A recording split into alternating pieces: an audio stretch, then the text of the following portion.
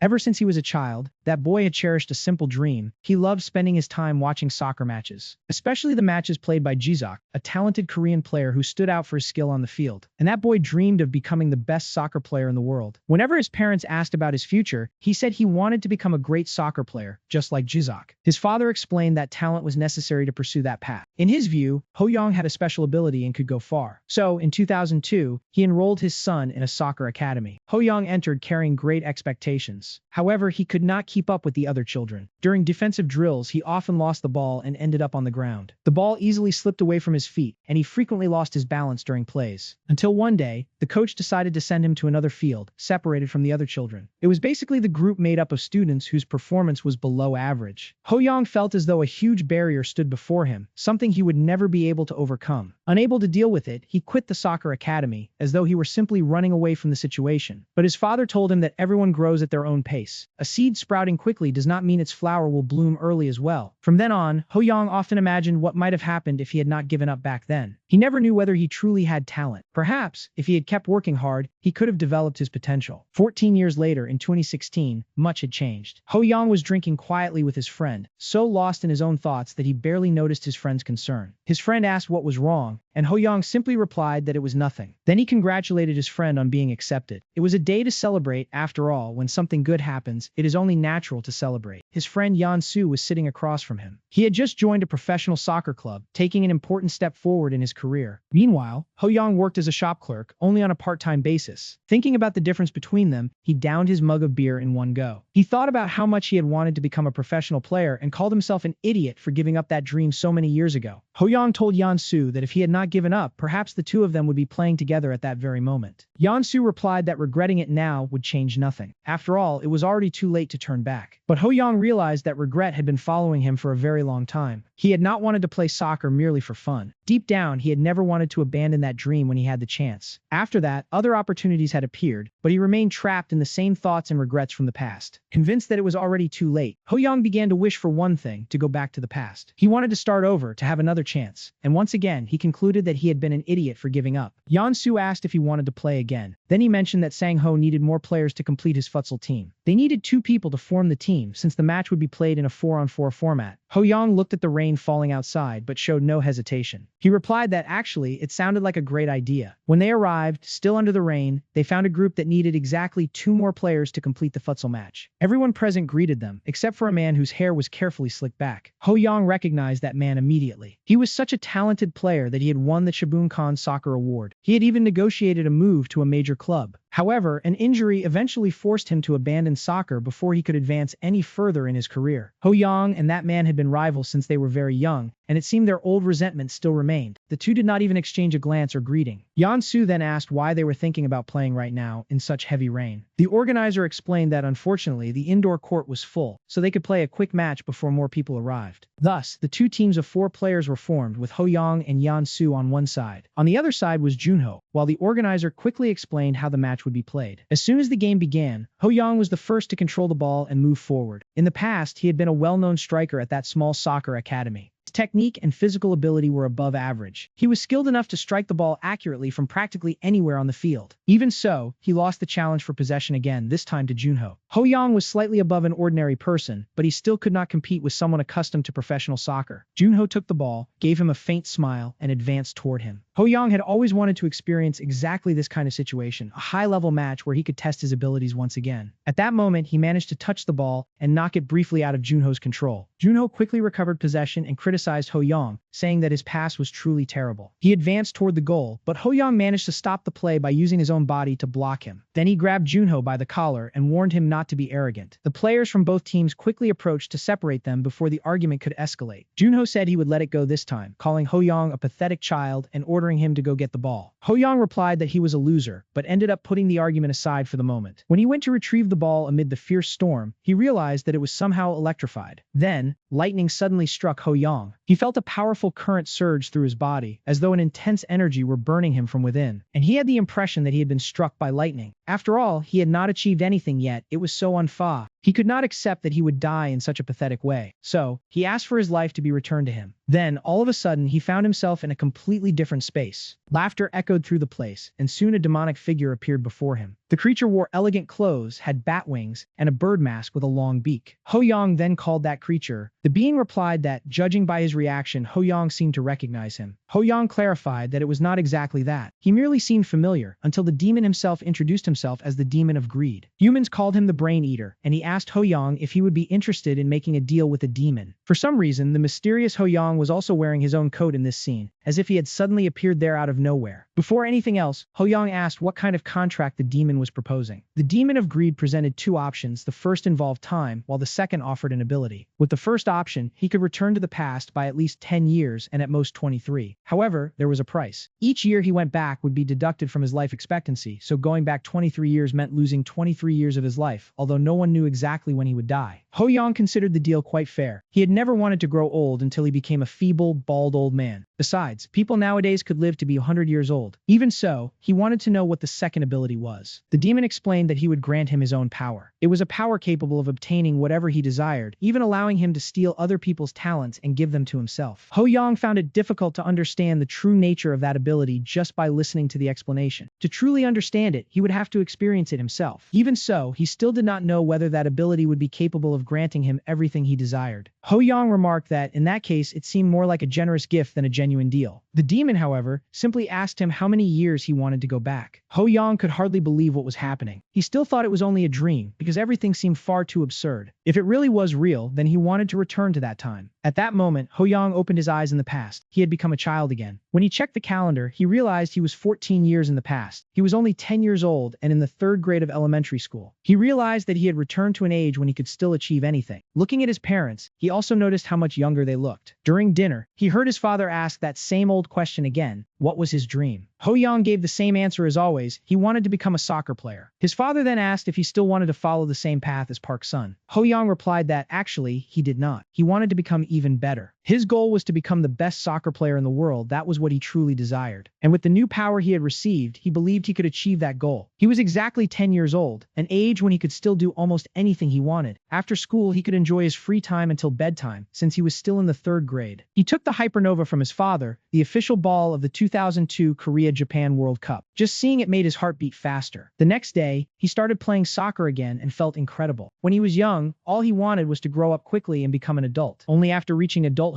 did he realize that childhood was truly an incredible period, so he decided to make better use of that time. And then, he focused, and a system window appeared before his eyes. At that moment, Ho Yang had no talents registered at all. He was disappointed. He had imagined that he had developed some kind of ability when he was younger, but discovered that he had no talent whatsoever. He was far from being a genius, and began to wonder if he might not even be able to become a poster boy. He was still a little awkward, feeling that he would need some time to get used to that childlike body again. It would be better if he had someone to comp. It was at that moment that Junho from 14 years ago appeared and called out to him. He remarked that Ho Yang could not even play soccer properly. Ho Yang asked if Junho was looking for a fight. Junho replied that there was nothing wrong with criticizing someone for being unable to do something. Junho thought he was terrible. The Ho Yang from the past probably would have gotten angry, but he took a deep breath and kept his composure. Instead of arguing with Junho, Ho Yang decided to put his new ability to the test. The ability not only revealed his own talents, but also allowed him to see the talents of other people. He focused and realized that Junho really did possess a talent. It was a rank B soccer prodigy, along with a rank C powerful mid-range shot. If Ho Yang fulfilled the condition, he could copy a talent, and all he had to do was play soccer with Junho for at least 60 minutes. Ho Yang realized that the power granted by Mammon, the demon of greed, truly allowed him to see both his own talents and those of other people. Junho was not a genius, only a prodigy, but perhaps he could steal his talent by fulfilling the condition. That ability also had a cost, as the demon had mentioned. Ho Yang still did not know what it was, but decided to test it anyway. He called Junho over for a match, and the two played one-on-one, but Junho was far superior, dribbling and advancing through the area with ease. Junho said it was too boring, and that he would not play with Ho Yang anymore. Even after receiving those harsh criticisms, Ho Yang did not let them bother him. After playing for an hour, it was time to choose the talent he wanted to copy. Without hesitation, he chose the rank B soccer prodigy. Now he possessed that talent as well, and perhaps he was already almost at Junho's level. His growth would depend on his effort, but he was confident. Ho Yang was relieved to realize that copying a talent did not make it disappear from the other person. However, when he tried to copy Junho's second talent, the condition dropped from 60 to only 50 minutes. Perhaps it was because that talent was rank C rather than rank B. Ho-young then asked to play a little longer with him, but Junho replied. Junho said he did not want that power because Ho-young was far too bad. He needed to practice. Ho-young replied that if Junho played a little longer with him, he would buy him a box. Junho was already gathering his things to leave. Ho-young said he would also pay for some chocolate. Junho asked if he really meant it. Ho-young thought it had worked. After all, Junho was still just a child. Later, he was quite exhausted, but he managed to copy the mid-range strong shot talent, a high-ranked talent. He said he was exhausted and asked if they could stop there for the day. Junho asked if he was already tired, then went on to say that, even so, his skills seemed to have improved a little. Royale thanked him for the compliment. Junho asked if he really had enough money to pay for that. Ho-young thought that, thanks to him, he had obtained a new talent, so he should at least buy Junho 300 won worth of tteokbokki. Junho asked if his family was not a little poor. Ho-young's mother would certainly scold him for spending money like that. Ho-young remembered that Junho had a difficult personality. If he had not told him about it, he would have bought tteokbokki for him. Even so, he handed over the money for a simple chocolate bar and left. Junho told him to come back, calling him an idiot. Ho-young had promised. Later, Ho-young thought that would be enough for now, but it would not be enough for the future. Making that talent bloom would require a great deal of effort and, above all, a good opportunity. There was once a time when a video of a 5-year-old child playing soccer went viral on YouTube. That boy eventually caught the attention of Manchester United. But back then, there were only mobile phones, and YouTube did not exist yet. There was still another option, appearing on an official broadcast. It would be the perfect opportunity since the program was originally focused on youth development. The program usually aired only during the World Cup. Through it, more than 10 children eventually became professional players. One of them was Lee Canchol, who even played for Valencia. To Ho-young, this was a golden opportunity to get started immediately. And that was exactly what he intended to do. The program had helped spark the youth soccer craze in Korea, becoming one of the first projects dedicated to developing young players. When he returned home, Ho-young told his father that he wanted to take part in the filming of Dory. Fly Shoot Dory was a program focused on youth soccer development. At the time, it was still relatively unknown, so it was natural that his parents had never heard of it. So Ho-young showed them an explanation online about the program and how it worked. Fly Shoot Dory would hold auditions and begin airing on MBS on September 3rd. The goal was to form FC Shoot Dory the following month, with children between 8 and 10 years old. His parents really did not know about the program, so his father asked about the Shoot Dory audition scheduled for September 3rd. It would be a new segment of the program focused on youth soccer development. The coach was also a well-known singer. It was Jungkook, a member of Turbo, who was scheduled to take part in the project. Ho-young asked his father and mother to let him participate. He really wanted to be part of it, and the two of them replied with smiles, saying that he was full of energy that day. His father said that if this was what his son wanted to do, then of course they would help him. As time passed, the day of the audition finally arrived, September 3rd, that day at the training facility of the Football Association of. One of the recruiters remarked that, since they had to choose only 8 to 10 children from all the applicants, he would focus on those who had stood out the previous day. The other recruiter asked if they should not also consider the abilities of the other children. That was Jungkook, the singer and coach of Shoot Dory. The recruiter thought he had heard that name somewhere before. Jungkook. The name seemed familiar, but he could not remember where from. Perhaps that person was also a singer. The recruiter replied that they would select only those good enough to attract attention. After all, they would be featured in a promotional video. So they needed to make it interesting, Jungkook. But there was no need to go overboard. The goal was to spark the audience's curiosity. Jungkook replied that he would do his best in. The recruiter carefully watched the children, looking for someone who truly stood out. After several auditions, the recruiter selected a shy boy, 2 playful boys, a polite child, a little girl, 2 cute children, and a charming boy. That was enough to put together a promotional video. Jungkook commented that the boy had an excellent shot and great field vision as well. He could attract plenty of attention while also having a charm that made him stand out from the others. The recruiter asked them to keep that list for now, but there was one more boy, and that boy was Ho-young. The recruiter immediately noticed that Ho-young seemed quite confident. Royale was neither particularly handsome nor tall. If he were in his 3rd year, perhaps things would be different, but at that age there was not much to work with in that regard. There was nothing about him that stood out. In fact, it did not matter, since the recruiter had no intention of selecting him anyway. Even so, he asked if Ho-young liked soccer. Ho-young politely replied that he did, sir, and said that he really liked it. The recruiter then told him that he could show them a little of what he could do. Royale placed the ball on the ground, right in front of him. The recruiter said that he could also show one of his special skills. Royale replied that, actually, that was already his skill. He then began performing an impressive series of keepy-uppies, demonstrating complete control over the ball. Everyone was quite impressed. Ho-young really had a great deal of skill. The journalists nearby commented that he had probably trained for a very long time. What Ho-young had prepared was not just an ordinary skill. It was something he had been developing throughout that period. Over the past month of training, he had created a combination of skills of his own within soccer. It was like combining the experience of a 24-year-old with the natural talent talent of a true prodigy. Jungkook commented that Hoyoung seemed like a soccer prodigy. Recruiter Choi was almost speechless and could only reply that yes, he really was very good. But Jungkook wanted to give Hoyoung a simple test, so he stood up from the bench and said he would defend the ball while the boy tried to score. Hoyoung would have to score. The test followed a format similar to freestyle soccer, and he would win by getting the ball into the small corner of the goal. Jungkook thought that even without scoring, he would not be disqualified. This was not a skill assessment. Jungkook was recording footage for a promotional video, and at that moment thought he would go a little easier on the boy. But Hoyoung passed him so quickly that he looked like a truck, and since the goal was empty, it was obvious that he took the chance to score. Jungkook remarked that he was not only good at juggling the ball, apparently, he was also an excellent football player. He suggested trying again and decided that this time he would play with 7 players. Face to face with Hoyoung, the two prepared themselves. Jungkook thought that all he needed to do now was make a good save. It was not simply because he was facing an elementary school student. He was genuinely curious to find out whether Hoyoung was truly a prodigy. Instead of simply dribbling, Hoyoung stepped back slightly with the ball. Then he struck the ball from there with a mid-range shot that flew past the defender and hit the back of the net. Jungkook realized that Hoyoung was truly talented and that he could not beat him through physical strength alone. So he adopted a clever strategy, keeping his distance. That beautiful mid-range shot had already told Jungkook everything he needed to know. Hoyoung was genuinely very good at football. Hoyoung left the place beaming. Judging by the production team's reaction, it seemed he would pass the audition. All that training had been worth it. It was an excellent start. If he could give a good performance, he might become famous in the blink of an eye. He could already imagine himself being watched by several famous teams. Before long, he might even become like Lee Canchol, the greatest striker Dory had ever produced. Lee Canchol had raised the expectations of fans nationwide and become a football star practically overnight. Thanks to that, he joined Valencia FC and began his journey toward the elite. But Hoyoung wanted to dream even bigger. He did not want Valencia, he wanted Barcelona or perhaps Real Madrid. But at that moment, his thoughts were interrupted by Jungkook. He said that Hoyoung was truly very good at football, everyone, and he gave him a light tap. Hoyoung asked if he would also appear on that program. Jungkook replied that he would, since his older brother was the director. At that moment, Hoyoung's parents arrived to pick him up. Jungkook introduced himself to them. Since he was quite famous, his parents recognized him right away. Jungkook then told Hoyoung's parents that their son was truly excellent at football. His father replied that even though Hoyoung was his own son, he was still amazed whenever he watched him play. He already knew how talented he was. Hoyoung found it strange how well his father and Jungkook seemed to get along. The coach and singer wished him good results and told him good luck. That was when Hoyoung realized that Jungkook also possessed some impressive talents. His well-defined muscles and smooth vocals were rank C singer talents. However, to acquire them, Hoyoung would have to exercise with Jungkook for 60 minutes. Hoyoung realized that those talents had little to do with football, but he still found them interesting. So he asked Jungkook if he could recommend a protein supplement. Jungkook was pleased by the question, but replied that Hoyoung was still too young to take supplements. Even so, he was happy to see him showing interest. Hoyoung realized that Jungkook really enjoyed talking about the subject. They say this is a great way to start a conversation with someone who lives at the gym. Just ask what they usually take. Later, Hoyoung asked if Jungkook could also teach him some exercises, since he wanted to learn how to train properly. Jungkook wanted to teach him as well and was very excited about it. Later, Jungkook explained to Hoyoung what supplements were and how they should be used. He also taught him some warm-ups and exercises. Afterward, the two of them played football together. When they completed an hour of physical training side by side, Hoyoung acquired the rank C defined muscles talent. At that moment, he felt his muscles becoming stronger. It was not essential for a football player, but it could certainly help him a great deal. Hoyoung's father was concerned because he did not know how he could repay all the help Jungkook had given his son. Jungkook replied that he had enjoyed the time as well. Since he had no commitments during those days, he had simply been exercising. To him, it had been a special moment. Although he liked children, Hoyoung was truly a prodigy, perhaps the first child he had met who was so interested in living a healthy life. 2 weeks later, Hoyoung's father received a phone call. Upon hearing the news, he grabbed his son and shook him with so much joy. "Congratulations, you made it," he said. His father was proud of his son. Hoyoung had been selected for Dory's Shoot,